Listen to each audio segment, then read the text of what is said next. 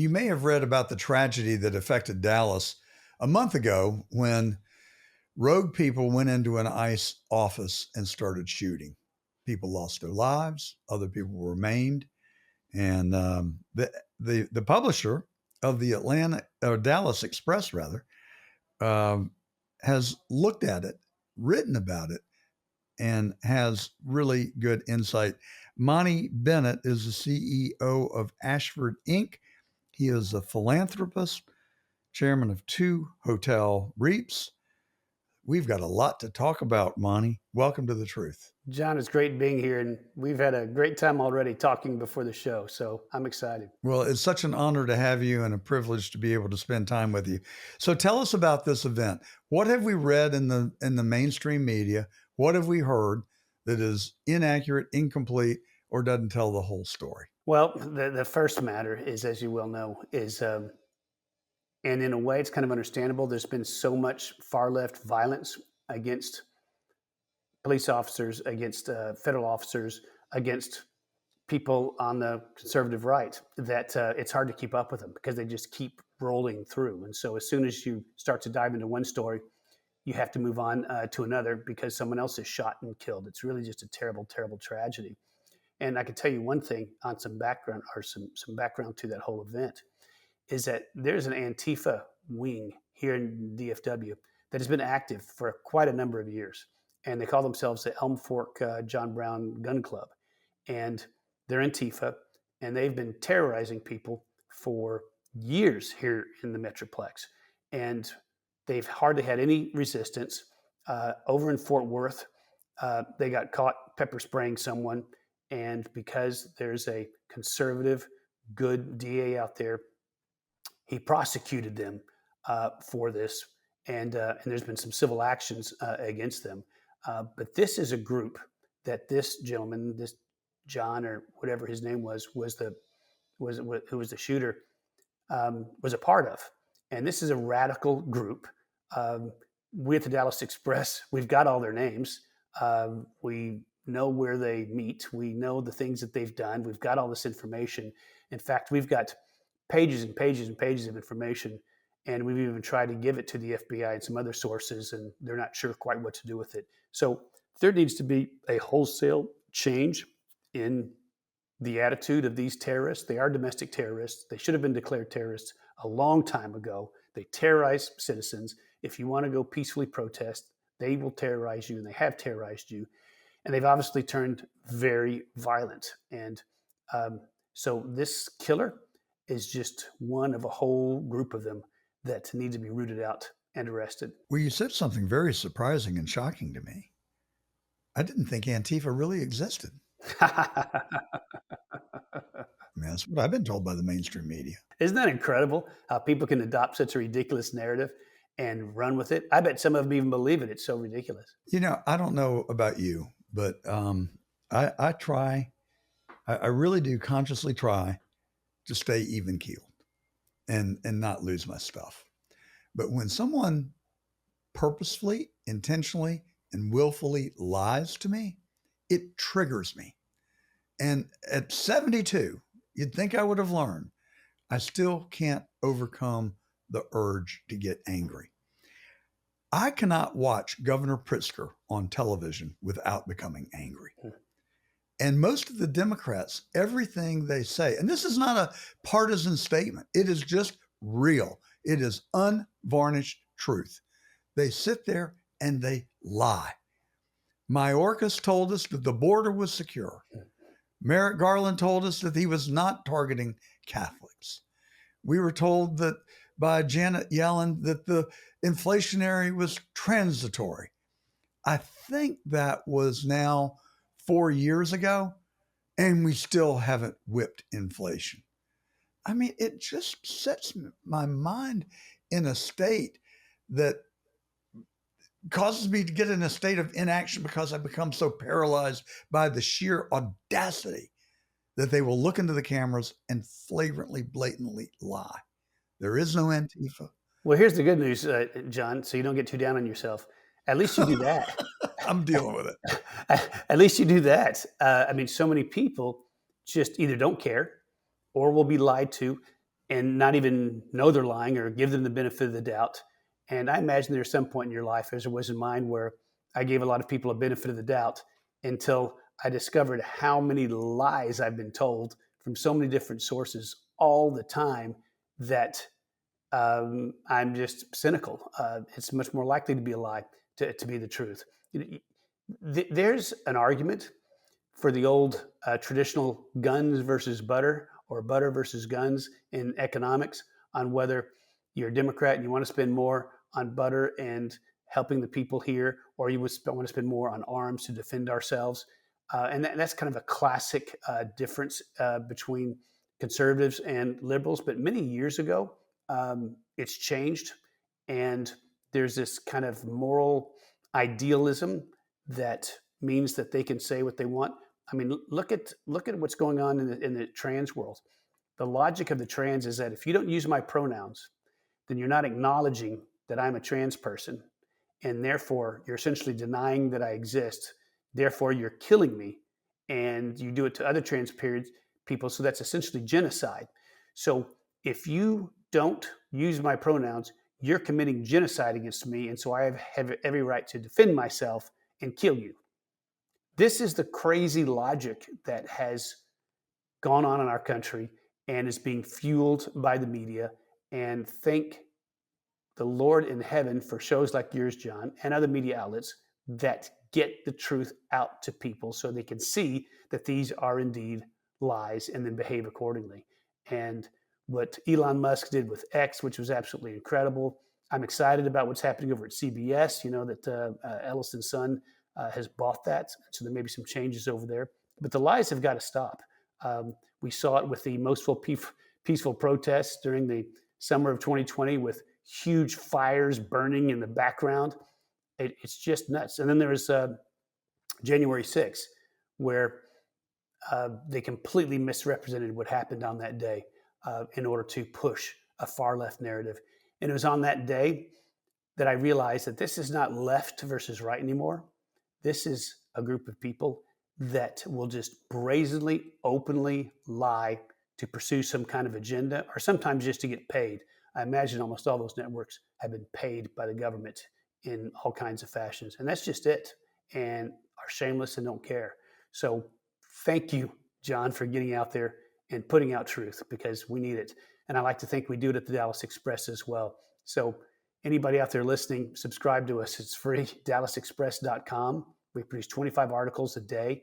It's local news, state, national, even some international news, because you can't get the news in that many places anymore, maybe 5-10% of the outlets that are out there. We come to our listeners every Saturday, not only on the John Fredericks Radio Network, but we're also on cdm.press, which is sort of the East Coast version of the Dallas Express, I think. They work to publish the truth, and they take our feed and redistribute it on their 13 digital platforms and their social media live streams as well. So I do think that, well, you know, you and I, well, you gave me so much to unpack in that last statement that you made.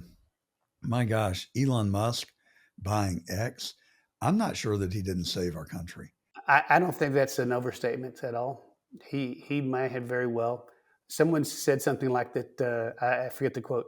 He said, Elon saved us from 1,000 years of darkness, which may very well have been the case. Well, I mean, I think we were really very close to losing our country at the end of the Biden administration. So many horrible things had occurred, and this country was in desperate shape.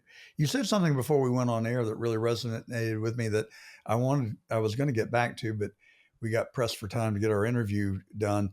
But I think you said that we were talking about the bureaucracy and our concerns, and I think you said they don't work. Did I hear you correctly? They don't work. And I was talking a lot about cities specifically. And yes, that's right. They're structurally set up not to work. That is a theme that I have been expressing for 3 or 4 years. And, you know, this is not an indictment of everybody that works in our federal government. I talk a lot about the intelligence community and the CIA and how much I'm concerned about where they're taking our country.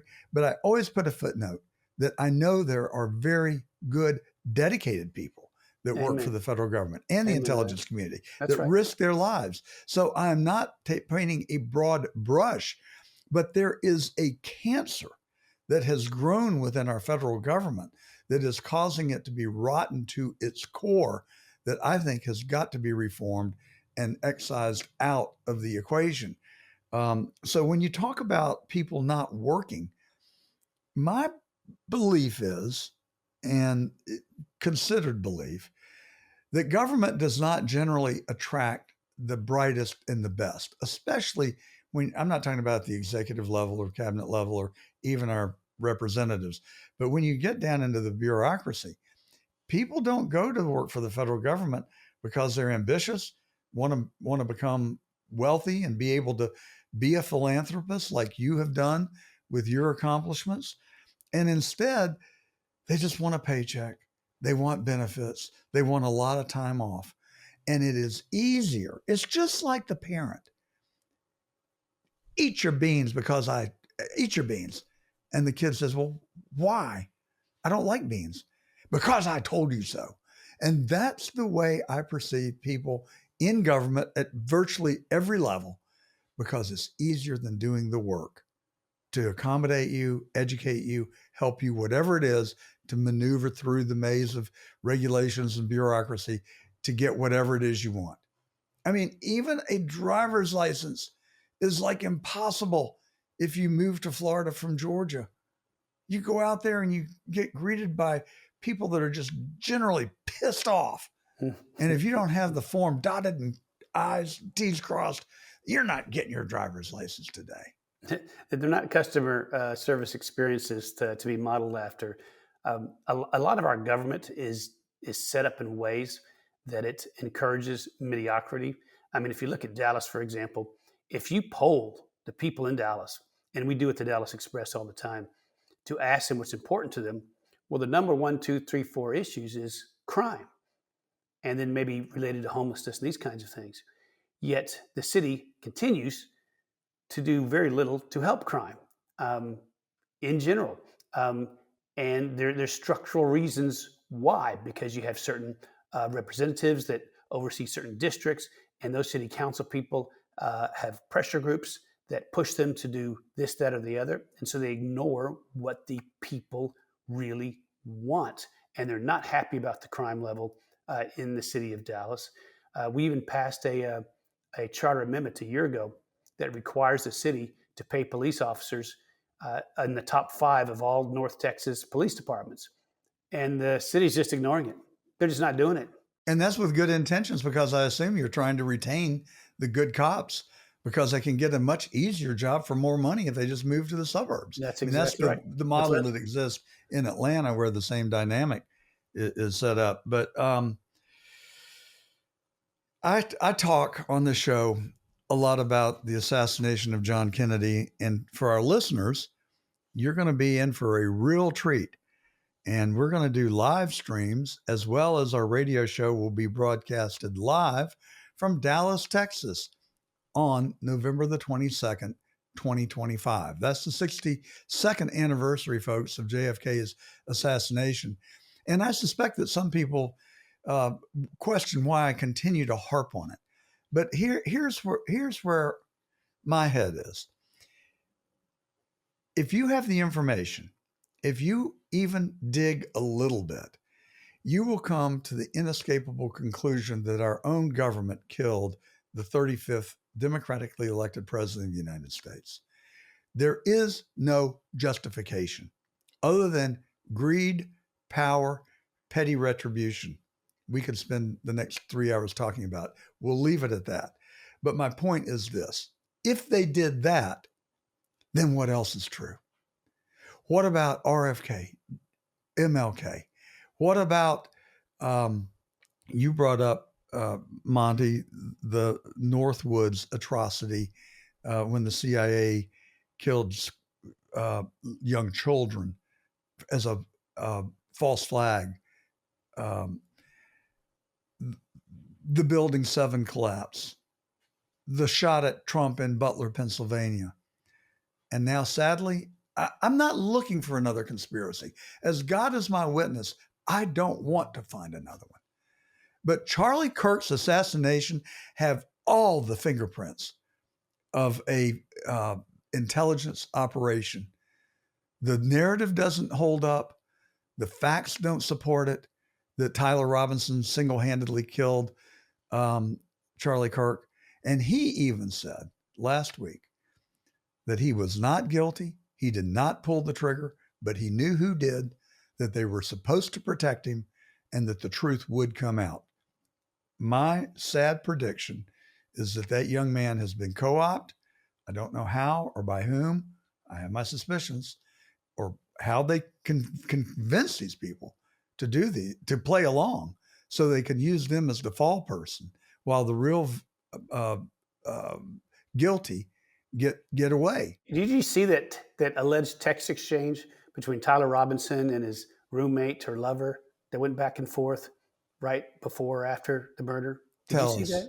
Well, there's a text exchange that came, out between them. I think it was right after the murder, and you just read this text exchange, and it's so absurd uh, because this is not how 22-year-old men talk. It Yes, was it was something that either the FBI made up, they staged themselves, someone else typed. I mean, it's so ridiculous. It's so formal that it's clearly not something that these two kids really communicated back and forth with. I heard people allege that it was AI generated and that the FBI put it out. I don't know.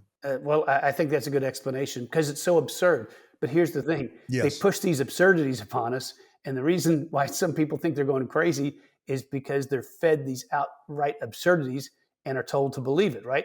You're told to believe that if you get if you don't get vaccinated, you're this huge harm to all the people that are vaccinated, even though the vaccines work. Right? That you have to wear a mask out on the beach while you're playing in the waves in order to protect other people. I mean, these are such outrageous absurdities that are being forced upon the people. And over time, it's enough to make people go crazy, to go mad.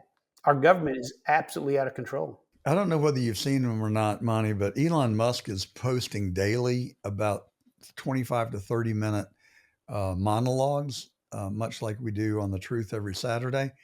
They're very compelling. But after Charlie Kirk was assassinated, I thought what he said was brilliant. He said, "Do not fall for it. Do not succumb to it.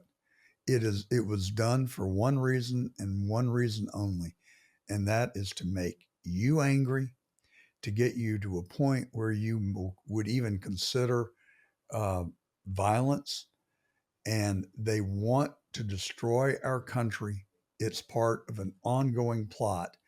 And I used to think that, oh well, these things like burning the federal building in Seattle, burning CNN in Atlanta, demonstrating in your home city where they torched Tesla dealerships, spray painted Tesla cars, marched on Washington and destroyed property. I thought they were just, I didn't know really, other than people that wanted to try and divide us as a country so they could step in and take power. I have now developed the hypothesis, the suspicion that it is consciously conscious overt work not to divide us so they can take power, but divide us so they can destroy our country.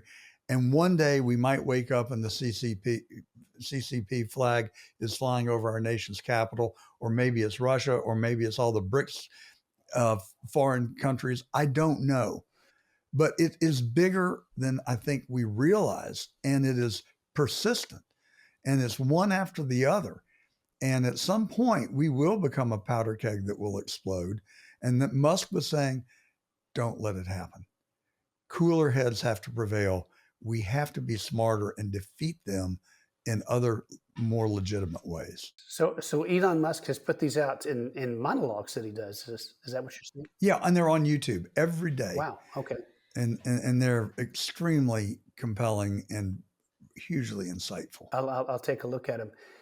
I think what he touched on and what you touched on, it gets to the core of it, is there are several factors are several people and groups, factions with different motives and different end games that they're after, and they're all coming together and they're all trying to change the status quo for one reason or another. You definitely have some far left ideologues that want to create a far left Marxist utopia. You have those people.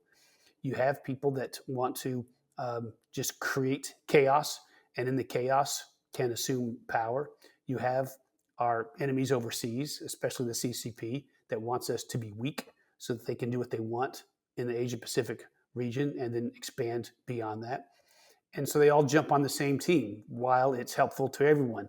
I mean, the most absurd, of Mhm. course, is people in the LGBTQ movement that team up with Palestine, right? I mean, these two belief systems are not compatible with the radical Islamics that are behind Palestine.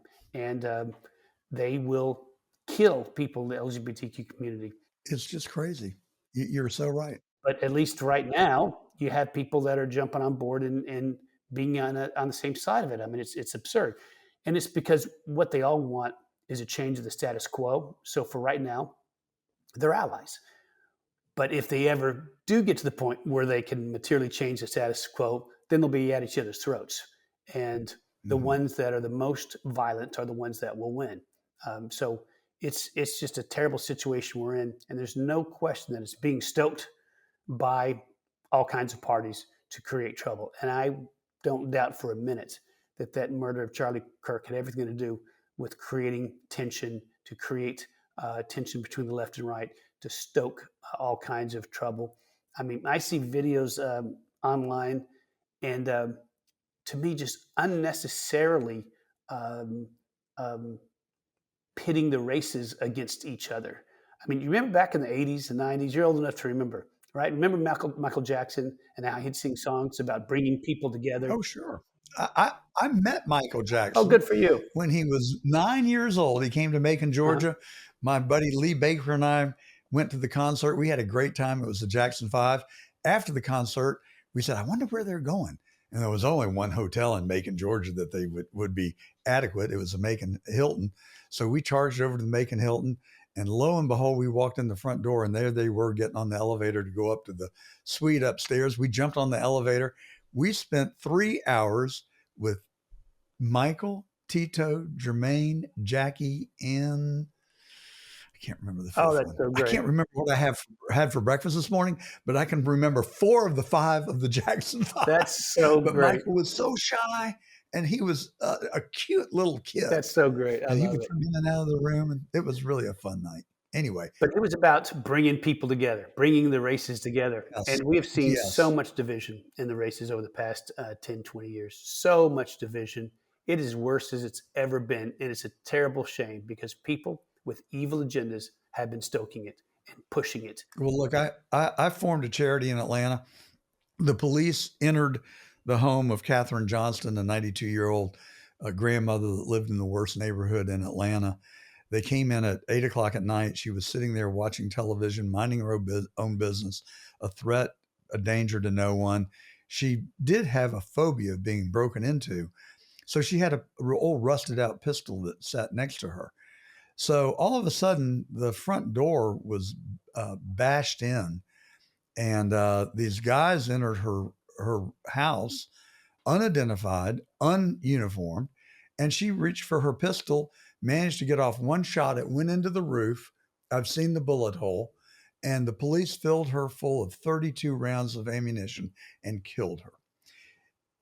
They had a whole story that they tried to put together in the aftermath, saying that it was a drug house. And her grandson was selling pot from the basement. They planted marijuana in her basement.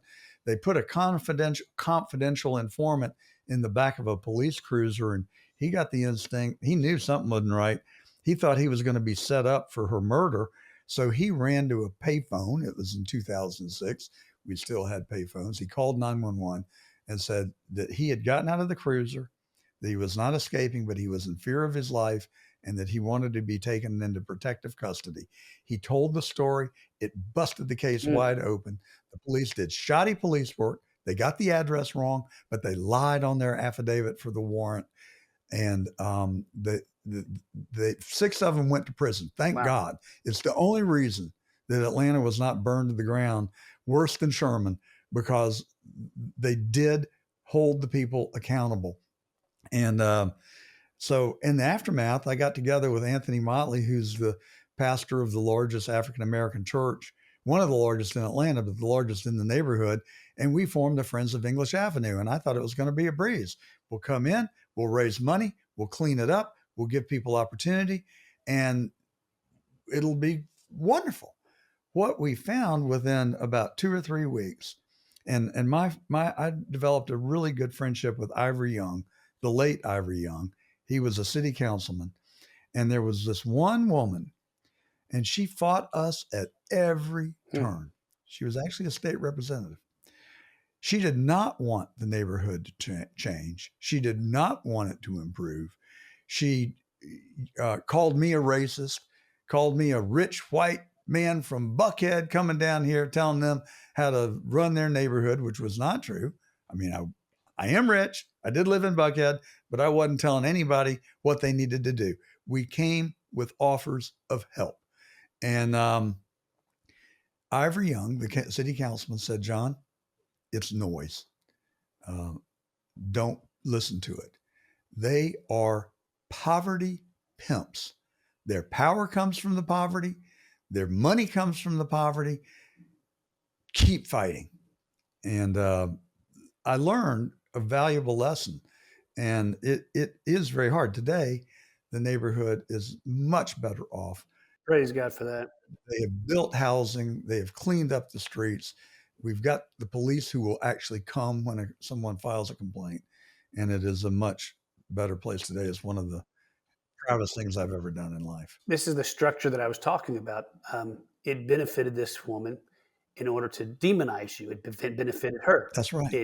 She became a rabble rouser. She's like Al Sharpton and some of these other race hustlers, where if they can accuse you of all kinds of things, it raises their profile and it helps her politically. And there's just a lot of people, and you're never going to get rid of them.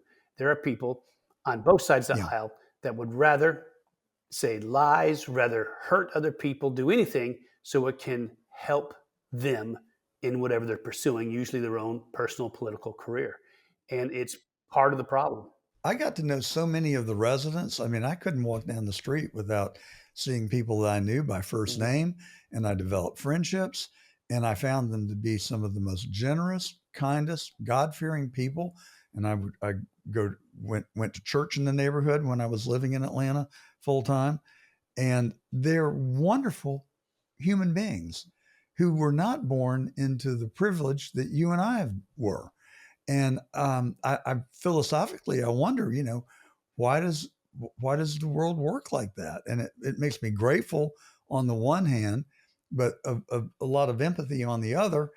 And I discovered that it's not the people. It's not the majority of the Black people are really good, conservative, hardworking, religious people. It's their leadership that is the problem. There's a lot of people that do very well on both sides by demonizing the other side and by harming progress, because if things get better, well, then what can they run on?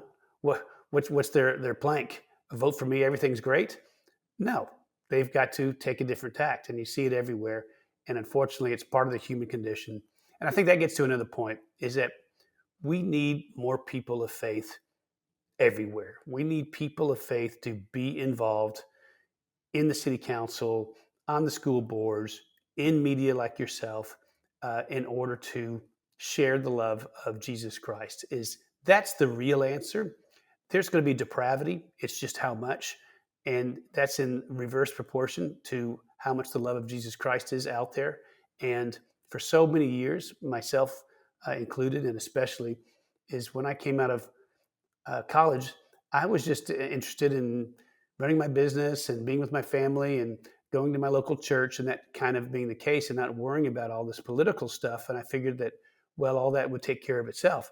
And they did take care of themselves. They took care of themselves very much so. And part of these atrocities that you see that occur in some of our intelligence agencies are because they are godless. If they were God fearing, they would never do this. You are so right. And without some type of internal moral code, we have no chance. We have no chance as a country if there's not this code inside of people to love each other, to love God, to care for each other, to tell the truth, to do what's right. To me, I think you've hit the nail on the head. I agree with everything that you just said. And in the 70s, when the Supreme Court, or was it the 60s? I can't remember, declared prayer in school was unconstitutional and you couldn't do it anymore. I feel like they adopted Roe v. Wade. I mean, so many things eroded the foundation of our country, which was based on God and Christianity. And I think that and the Vietnam War, and my generation is to blame. Sex, drugs, and rock and roll, baby. Let the good times roll, and free sex. And you know what? We're now paying the piper because we see that is not a long-term sustainable strategy. And we're seeing it in our children. Shame on us. Yep, that's right. For not being better parents and role modeling to our children and having them go to church and Sunday school like my parents demanded that I do. Even some atheists out there, leading atheists, are now starting to say, look, we're still atheists, but we're starting to acknowledge that if you don't have a society with Christianity as a foundation, you're not going to have a society for very long, because there needs to be that moral code of caring for each other, forgiving each other. There's an old Arabic expression. It says something like, it took me 1,000 years to get my revenge, and I got it quick. It's a culture of vengefulness. And the only reason I believe that the West has been able to do as well as it has over the past few hundred years is because it's a culture of forgiveness and love. That's the only way. Yes. And to reemphasize the obvious is this is not something ethnically or racially endemic to Arabs or anybody else. It's just a culture that has developed and is starting to develop here in this country as well, of vengefulness and hate at all costs. And that kind of attitude just brings destruction after destruction after destruction. And that needs to change. And you see the movement against it, right? Anybody calls it, oh, well, you're a white Christian nationalist or this, that, the other, right? They're kind of doing anything. A whole wing of Christophobia has sprung up, of discrimination and hate towards Christians. And we've been told that this is what's going to happen in our country and the world, and we need to fight against it. This Christian hate is just too much, and it's on the surface, and it's out there, and it's everywhere. I want to stop the interview because that is such a poignant statement, and I want it to be lasting and stick in our listeners' ears, and that should be the takeaway from today. I just got to ask you out of intellectual curiosity. You said one other thing, and then I'll let you go, Monty. I can't tell you how much I appreciate your generous time and your valuable insights. But you mentioned Larry Ellison. He's a curious figure to me. I know like nothing about him. He founded Oracle. I've got a friend who's on the board of Oracle. He says he's one of the most brilliant people he's ever known. And now all of a sudden he's just coming out of nowhere and he's buying Paramount, who a friend of mine used to run. And he's put somebody in charge of CBS News that is kind of out there and not who I would have thought that he would have put in if he was a real conservative. I mean, give me the intel, give me the inside baseball on Larry Ellison. Well, I don't know a lot, but I can tell you that he has been a mentor and friend to Elon Musk for some time. Yes. Good endorsement. I believe that he's ethnically Jewish. I'm not sure. That's right. A supporter of Israel and generally politically somewhat conservative. Not overtly so, but somewhat conservative. I wouldn't be surprised at all if Elon didn't call up Larry Ellison or his son and say, hey, look, I need some fellow fighters in this whole thing. I need some fellow billionaires. Go out there and buy Paramount so that we can see some change in some of these other places. And Barry Weiss, who's overseeing now CBS News, she has got a history of exposing all the far left craziness. Now, her politics didn't originate from a place of conservatism, but she's also been, as far as I've seen, a seeker of the truth, as she's seen it as much as possible. And so I do think that she's going to bring really good positive change to CBS News. Will it be the truth of what you produce? I doubt it, but it's going to be a change. I really appreciate your explaining that to me because I had a different impression. But as I'm sitting here and thinking about how do I reconcile what you're saying with what I've read, I think what I read was fake news. It probably came from disgruntled people inside CBS that were sabotaging her. So I wouldn't, and that's where we are right now. Who do you know that you can trust, especially in the mainstream media? No. I mean, it used to be Walter Cronkite. I grew up watching Huntley and Brinkley. They were two of the most boring people on earth, but you trusted them. And Peter Jennings seemed like a good guy. And where are the good guys now? You just can't find them. So you come to the truth and watch the truth every Saturday. And Dan Bongino had a compelling podcast, just like Tucker does, and Megyn Kelly. So, and many others. The information is out there. You just got to go find it. It's not going to find you. That's right. Well, thank you, John, for having me. Thank you for your podcast and for putting the truth out there. It's so important. And it's people like you, an army, 1,000 points of lights out there that are spreading the truth. And more people are getting it. It's happening every day. So thank you for that. Well, and you started a newspaper to tell the truth in Dallas. And I bet you it hadn't made you rich. It's probably costing you to do it. But I really appreciate it. And like I said, it's an honor and a privilege to have you on the show. I hope this is the first of many to come. And I hope we get to cross paths in the not too distant future. I'd love to do it. Monty Bennett, publisher of the Dallas Express, a CEO extraordinaire and a philanthropist and a very smart guy. We didn't even get to talk about January 6th. Will you come back on and let's do a deep dive? I'd love to. As you know, I was there, so I'd love to. I do know that. Thank you. Blessings. Have a great rest of your day. You too. Bye-bye.